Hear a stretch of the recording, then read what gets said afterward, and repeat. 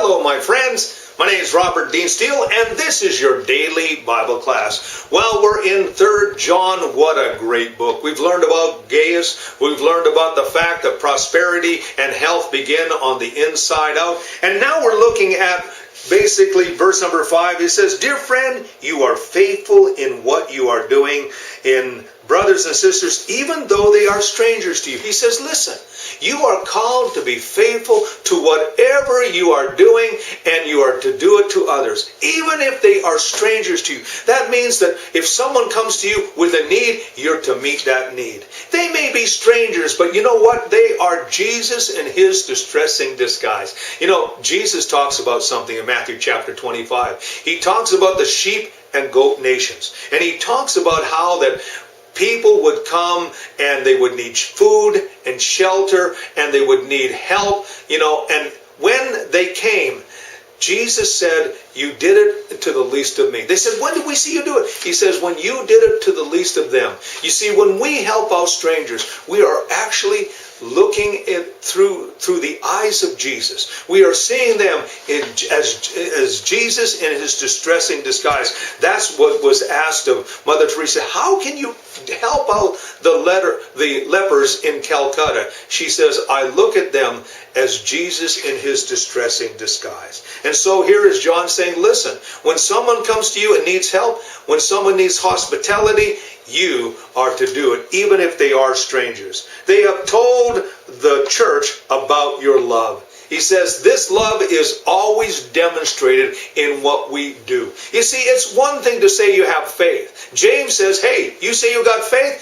You show that faith by what you do. That is the same thing that John is saying. He says faith always has legs. Love always has legs. You show it by what you do. He says, please send them on their way in a manner that honors God. He said, when strangers come into your house, when they leave, send them on their way in a way that honors God. You love them. You minister to them in love. And then they leave, they know that they have been in a home that honors God. He says, for the sake of the name that they went out receiving no help from the pagans. He says these are men and women who are doing the will, the plan, and the purpose of God.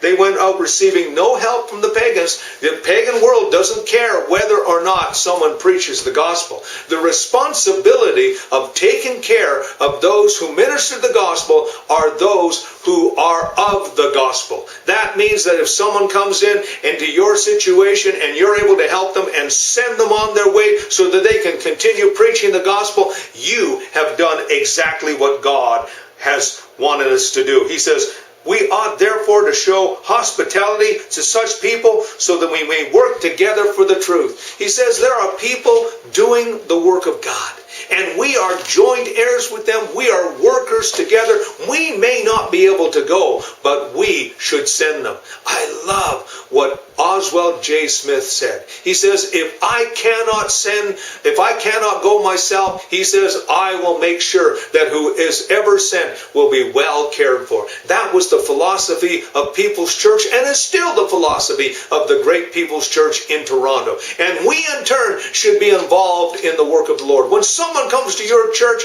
don't you dare be cheap with them. Be generous. Make sure that they leave with the great feeling that they have been blessed by God. I remember this one particular story of a pastor friend, actually an evangelist friend, who he went into a church and the pastor promised him a certain honorarium. And then because the money didn't come in, the pastor gave him such a small pittance. He came out of there and he said, Lord, why am I doing this? But you know, folks, that pastor had a heart that was not the heart of God. The heart of God is that we are to take care of those that work for us. If you have a pastor that's working for them, make sure that you pay him well. Make sure that you love him. Make sure that you stand with him. Don't you be that grump. Don't you be that skinflint. Don't you be that murmurer, that complainer. I've many times over the years, people have served me up for lunch. You say, what do you mean served you up for lunch? They've talked about me during the lunch break. They've talked about me about their friends, and not in a nice way. Folks, I encourage you to show hospitality and love, and in that way you show that you're honoring God. Think about that today. My name is Robert Dean Steele. This is your daily Bible class. You have yourself a great and godly day.